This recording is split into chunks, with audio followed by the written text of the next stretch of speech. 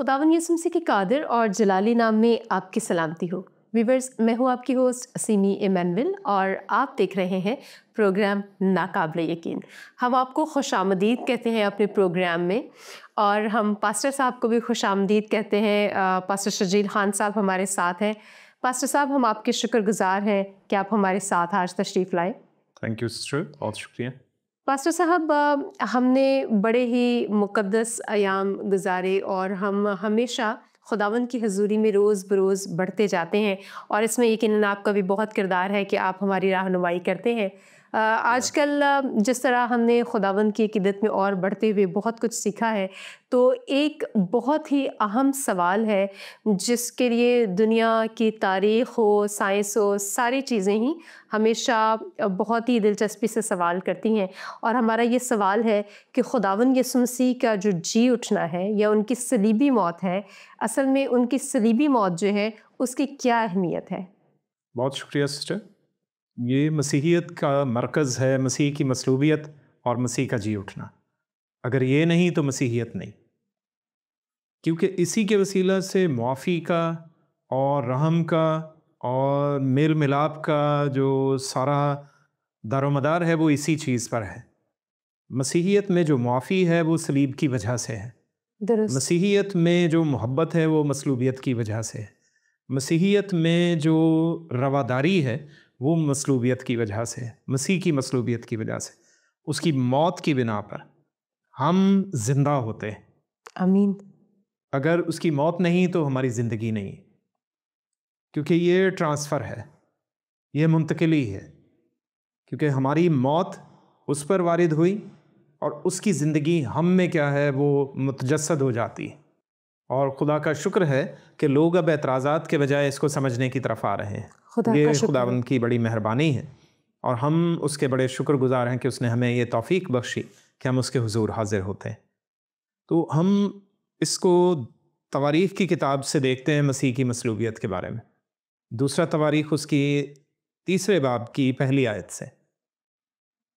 और सुलेमान यरूशलेम में कोहे मोरिया पर, जहाँ उसके बाप दाऊद ने रोयत देखी, उसी जगह जिसे दाऊद ने तैयारी करके मुकर्रर किया, यानी ओरनान यबूसी के खलियान में खुदावंद का घर बनाने लगा। यहाँ पे देखें, खुदावंद का घर बनने लगा है। हैकल, मुक़द्दस हैकल, जिसे इब्रानी में हैकाल कहा जाता है, हैकल भी कहा जाता है, जिसके माना है बादशाह का महल। और हम इस पर बात कर चुके हैं कि महल बादशाहों के ही होते हैं, और वो बादशाहों का बादशाह है, इसलिए उसका महल भी होना ज़रूरी था। तो दाऊद नबी देखते हैं, ये रोया देखते हैं कि खुदावंद मैं तेरे लिए घर बनाना चाहता हूँ। ये दिल में उनके ख्वाहिश है, तड़प जागी। तो खुदा इस बात से खुश होता है और खुदा उन पर ये ज़ाहिर करता है कि तुम किस किस तरह से एक मकान बनाओगे, ये महल मेरे लिए तामीर करोगे, जिसे हैकल कहा जाता है। तो खुदा उसे एक पूरा नक्शा दिखाता है, और वो नक्शा कहाँ पे है? जो कोहे मोरिया है। ये बाइबल मुक़द्दस में इंतहाई अहम मुकाम है जहाँ पर ये हैकल तामीर हुई, कोहे मोरिया पर। लेकिन हम इसे आम तौर पर कोहे सिय्योन कहते हैं। यरूशलेम का मरकज़ी इलाका है जहाँ पर कोहे सिय्योन मौजूद है, और ये मरकज़ इस लिहाज से क्योंकि ये यहूदियों का, तमाम बनी इसराइल कौम का ये इबादत का मरकज़ी हिस्सा है। इस वजह से रहा है, अभी तो बेशक मौजूद नहीं, लेकिन वो उनका मरकज़ी हिस्सा था। तो कोहे मोरिया का नाम क्यों यहाँ पर शामिल कर दिया गया? लेकिन ये मुर से आता है, ऐसी जगह जहाँ से मुर मुहैया हो। सही। और मुर जो है वो हम जानते हैं कि वो जब कोई मर जाता था पुराने दौर में, तो उसको इस्तेमाल किया जाता था बतौर जो है वो प्रिजर्वेटिव, यानी महफूज रखने के लिए, लाशों को ज़्यादा अरसे के लिए महफूज रखने के लिए मुर का इस्तेमाल होता था। तो ये वो पहाड़ है जहाँ से लाशों को महफूज करने वाला मुर मुहैया होता है। और यहाँ पे जब हम इस लफ्ज़ के साथ मोरिया लगा हुआ देखते हैं, तो या यहोवा का जो है वो एब्रीविएशन है। दुरुस्त। तो यहोवा की तरफ से मुहैया करदा मुर, इसका मतलब ये बनता है। ज़बरदस्त। तो ये वो जगह है, लेकिन इसका जिक्र तवारीख से बहुत अरसा पहले पैदाइश की किताब के 22वें बाब में मुझे मिलता है। خدا ایک شخص کو چنتا ہے اور اس سے کلام کرتا ہے جس کی عمر تقریباً 117 برس ہو چکی، اور اسے کہتا ہے کہ اچانک سے کہ تیرا جو اکلوتا اور پیارا بیٹا یعنی اسحاق ہے جسے تو بہت پیار کرتا ہے، اس کو لے، اور جس جگہ پر میں تجھے لے کر جاؤں گا یا جو جگہ میں تجھے دکھاؤں گا وہاں پر جا کر اسے میرے لیے سوختنی قربانی کے طور پر گزران۔ 117 برس کا باپ ہے، ایک ہی بیٹا ہے، اکلوتا بیٹا۔ یہ لفظ ہم نے انتہائی اہمیت کا حامل ہے، اکلوتا، ہم نے اسے یاد رکھنا ہے۔ درست۔ تو اکلوتا بیٹا ہے، اسے لے جا اور اسے قربانی کے لیے نظر کر دے۔ وہ بغیر چوں چراں کیے وہ بزرگ شخص اٹھتا ہے اور صبح سویرے جو ہے وہ اپنے ساتھ نوجوانوں کو، جو خادم تھے اس کے نوکروں کو لیتا ہے، اور اپنے بیٹے کو جو 17 برس کا لڑکا ہے، اور وہ چل پڑتا ہے۔ تو ان ماں باپ پر کیا گزری ہوگی ہم یہ بھی سمجھ سکتے ہیں، لیکن اب ان کے دل میں یہ ڈر خوف نہیں ہے۔ تو 3 دن کا سفر انہوں نے کر لیا تو خدا نے انہیں وہ دور سے جگہ دکھائی کہ اب جو ہے وہ تم نے اس پہاڑ پر جا کر قربانی کرنی۔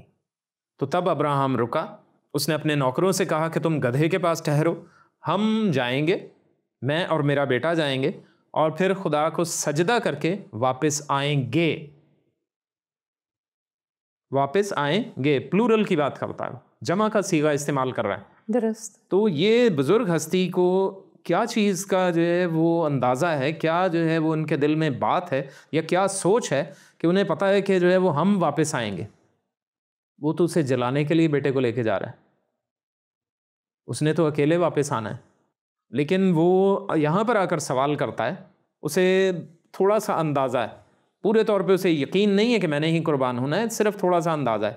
تو تب کیا ہے، وہ جب آگے چل پڑتے ہیں، لکڑیاں اٹھا کر وہ لڑکے کے اوپر رکھوا دیتا ہے، اس کے کندھے پہ رکھوا دیتے ہیں کہ لڑکا اٹھا لے لکڑیاں، اور چل پڑتے ہیں۔ اسحاق نے لکڑیاں اٹھا لی ہیں اور آگ پکڑ لی ہے باپ نے، اور چل پڑے ہیں۔ تو بیٹا باپ سے پوچھتا ہے کہ اے باپ، تو وہ یہ کہتا ہے کہ ہمارے پاس آگ اور لکڑیاں تو ہیں، مگر قربانی کے لیے برا کہاں ہے؟ تو ابراہیم کا جواب یہ ہے کہ خدا قربانی کے لیے آپ مہیا کرے گا۔ آمین۔ یعنی خدا برا خود مہیا کر لے گا۔ تو وہ چل پڑتا ہے، کیونکہ ابراہیم نے پہلے ایک بات کہی ہے کہ ہم سجدہ کر کے واپس آئیں گے۔ تو یہاں پر اس بزرگ کا ایمان ہے، اسے ڈر نہیں ہے کہ میں نے اس بیٹے کو کھو دینا ہے یا یہ جل کے ختم ہو جائے گا، راکھ ہو جائے گا، تو میں اپنے ہی ہاتھوں سے اپنے بیٹے کی لاش جو ہے وہ جلا کر آؤں گا۔ اسے یہ ڈر نہیں ہے۔ کیوں ڈر نہیں ہے؟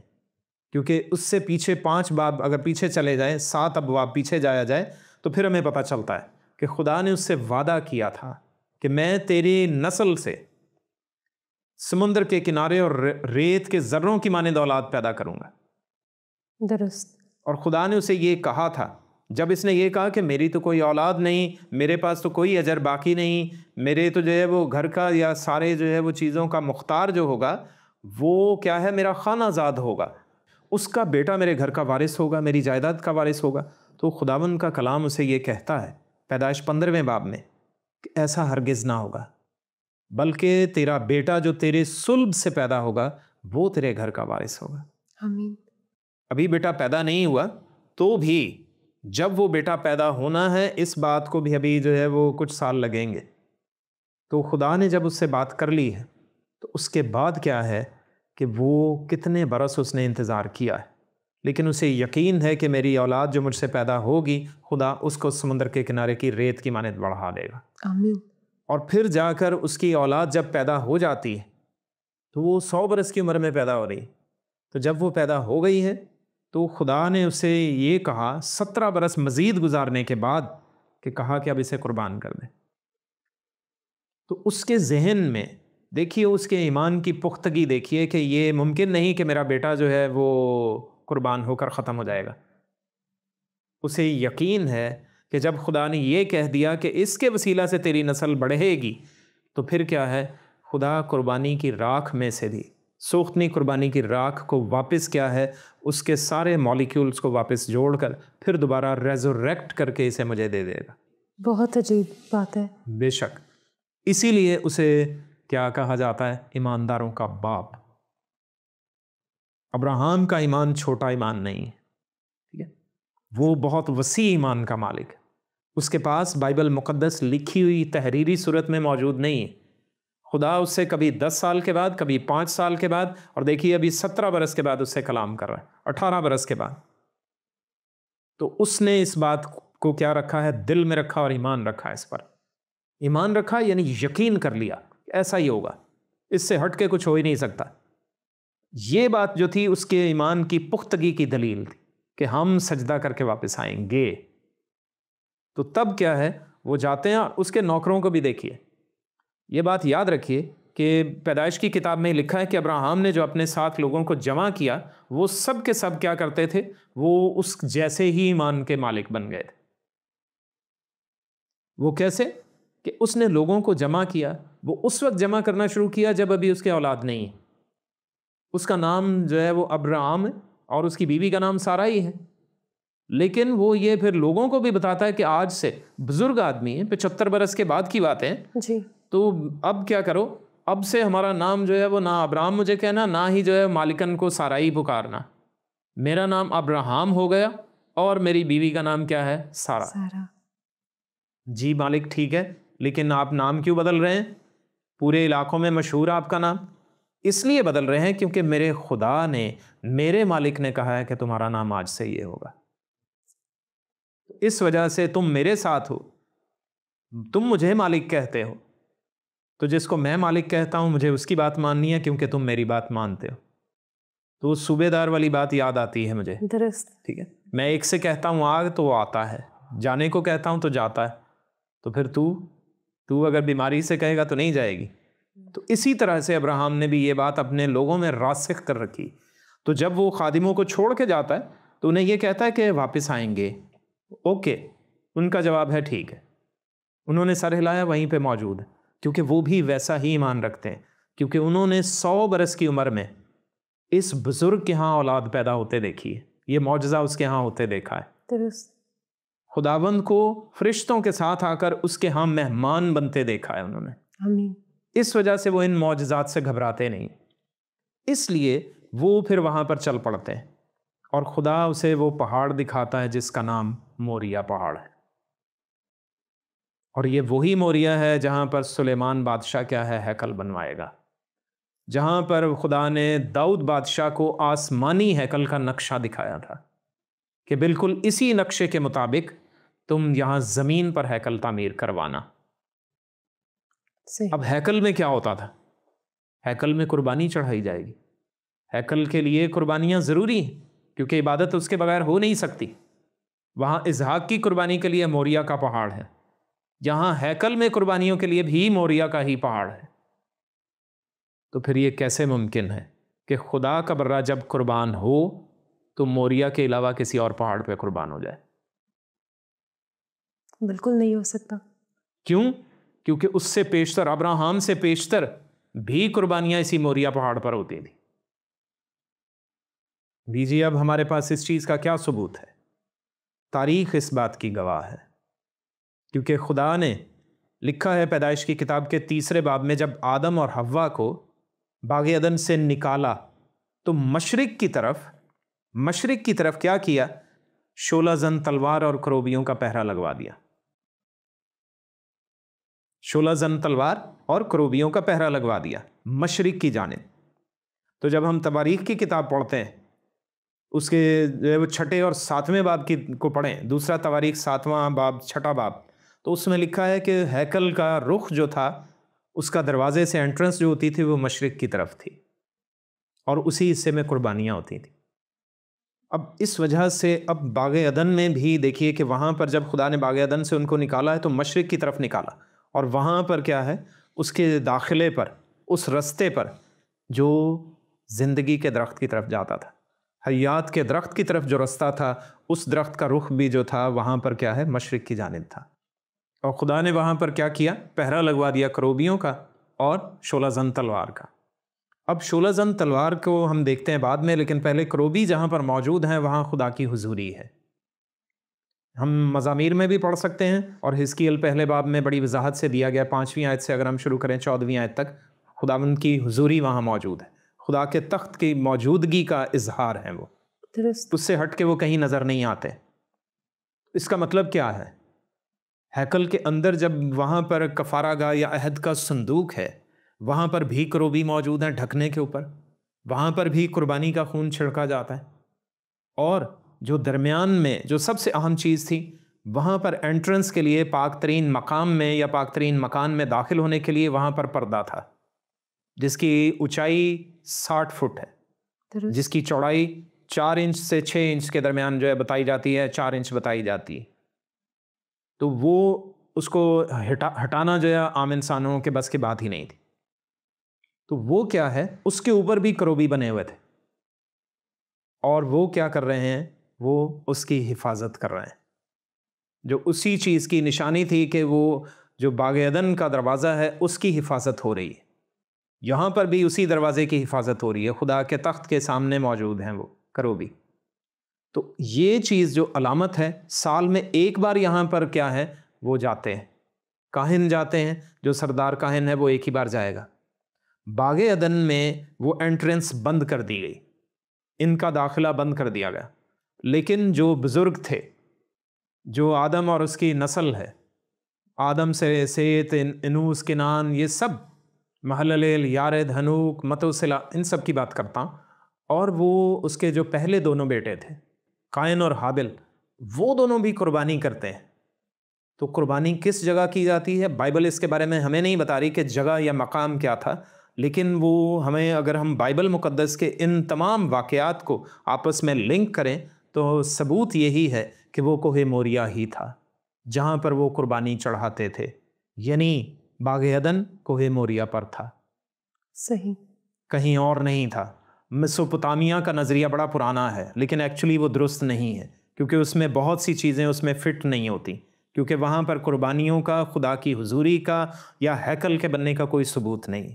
تو اس وجہ سے یہ کوہ موریا، یعنی جہاں پر کوہ سیون ہے، جہاں ہیکل بنوائی گئی، کیونکہ بعد میں بھی قربانیاں ادھر ہی ہوتی رہیں، تو شروع سے قربانیاں وہیں پر ہی ہوتی تھیں، تو خدا نے اس چیز کا انتظام وہاں پر پہلے سے کر رکھا تھا۔ تو آدم سے لے کر نوح تک، اور نوح کے بعد اس کے بیٹوں کو، اور بیٹوں سے لے کر ابراہام تک، ان سب کو پتا تھا کہ کوہ موریا وہ مقام ہے جہاں پر خدا کی حضوری ہے، جہاں پر خدا قربانیاں پسند کرتا ہے۔ صحیح۔ باغ عدن میں وہ رستہ انسان کے گناہ کے باعث بند ہو گیا، زندگی کے درخت تک۔ خدا نے ہیکل بنوائی یہ دکھانے کے لیے کہ سال میں ایک بار تمہیں انٹرنس ملے گی، یوم کفارہ پر، اور وہ بھی باغ عدن کی علامت تھا۔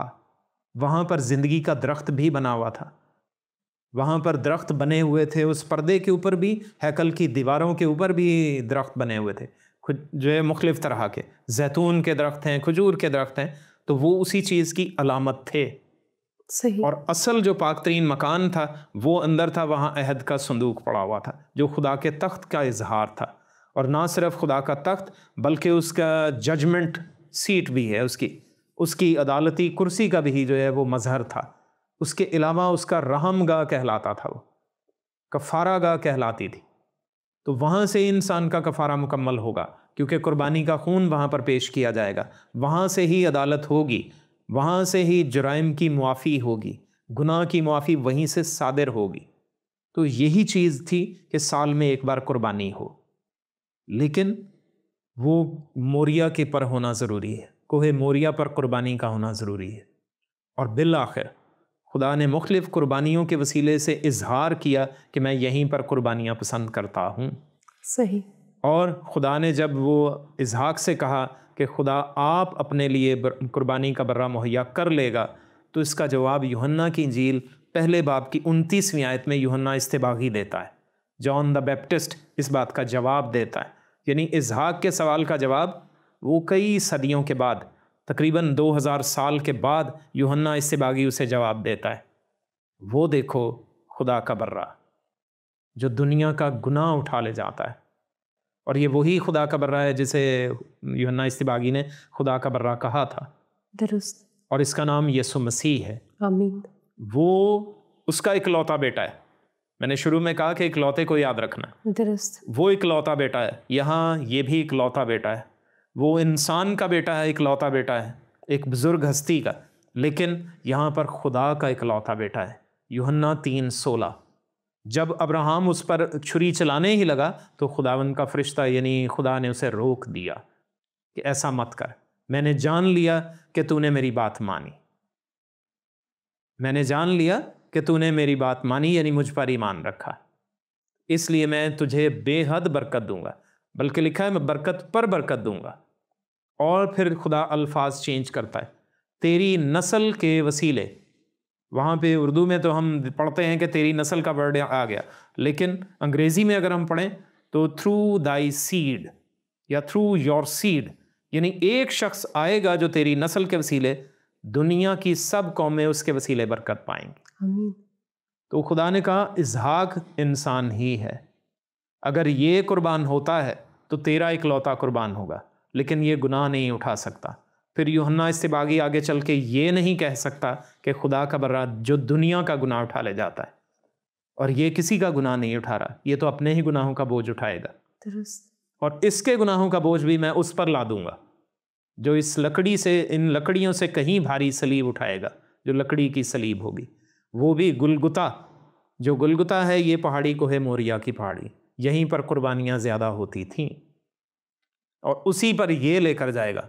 اسے میں نے پہلے ہی بتا دیا ہے کہ وہ کیا کرے، وہ موریا پر جائے، صلیب اپنی اٹھا کر لے کر جائے، اور اس کا باپ اس کے ساتھ ہے، خدا باپ جو اسے قربان کرنے کو تیار ہے۔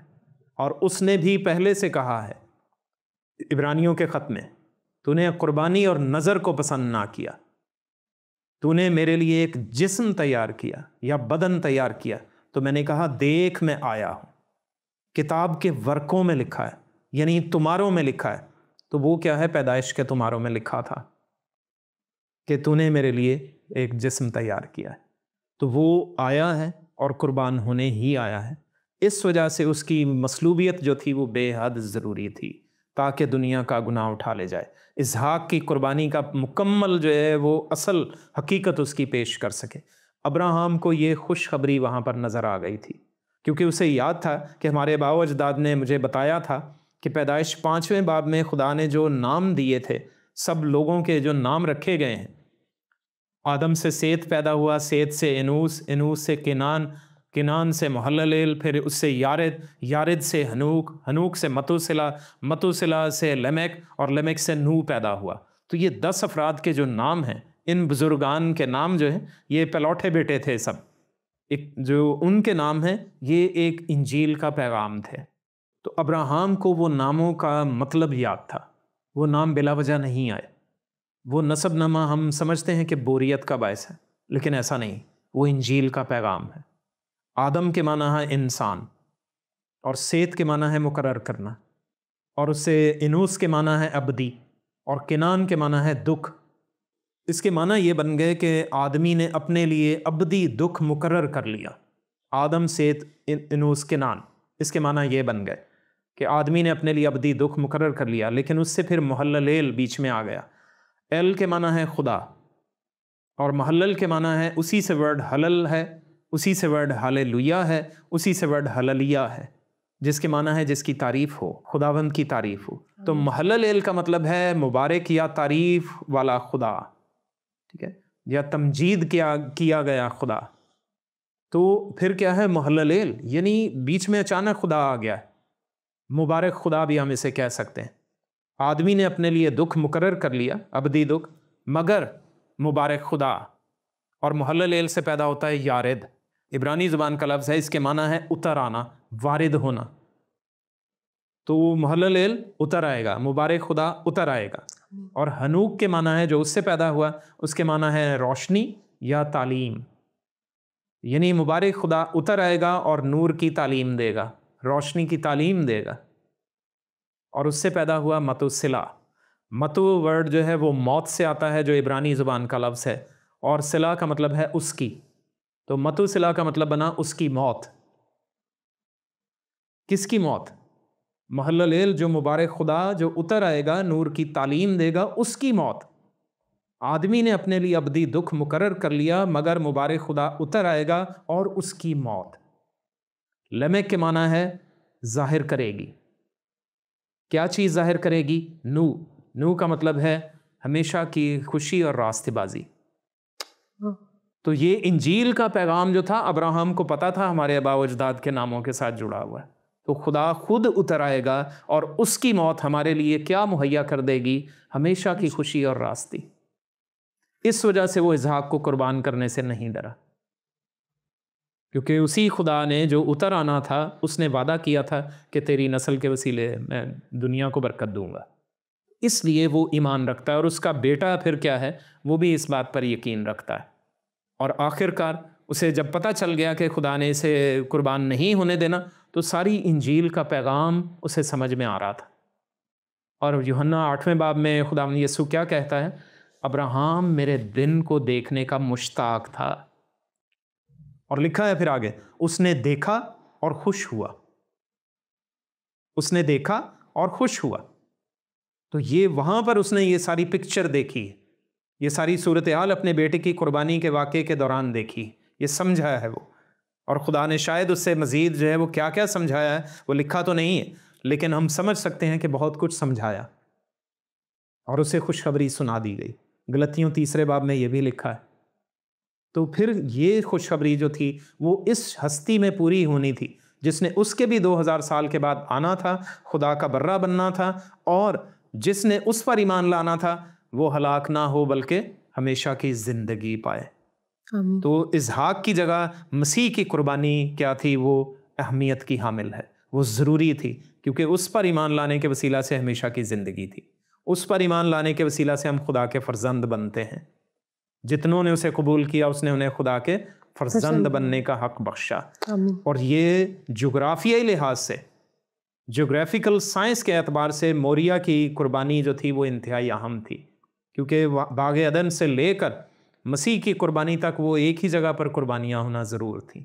اگر وہ حتمی قربانی یعنی مسیح کی قربانی وہاں پر موریہ پر نہ ہو تو پھر کیا ہے، وہ خدا کا نظام جو ہے وہ پھر صحیح نہیں بیٹھتا۔ اور یہ خوشخبری کوہ موریہ سے ہی آنی تھی کہ مسیح مصلوب ہو گیا، وہ مر گیا ہے، لیکن وہ مرا ہی نہیں رہا۔ ہم یہ یقین رکھتے ہیں کہ جیسے اسحاق کو بچا لیا گیا ویسے ہی اس سے کہیں بڑھ کر اسے تو مرنے ہی نہیں دیا گیا، لیکن یہ قربان ہوا، مر گیا، لیکن پھر جی بھی اٹھا ہے۔ آمین۔ ہم اس بات پر ایمان رکھتے ہیں اور یہی ثبوت بھی ہیں۔ بہت شکریہ پاسٹر صاحب، آپ نے بہت خوبصورتی سے ایک منفرد انداز میں خداوند یسوع مسیح کی صلیبی موت کا ایک اور پہلو ہم سے شیئر کیا، ہم آپ کے شکر گزار ہیں۔ Thank you sister. ویورز، امید ہے آج کا پروگرام آپ کو پسند آیا ہوگا اور آج آپ نے ایک اور نیا پہلو سیکھا ہے۔ اپنی آراء سے ہمیں ضرور آگاہ کیجیے، دیکھتے رہیے پروگرام ناقابل یقین۔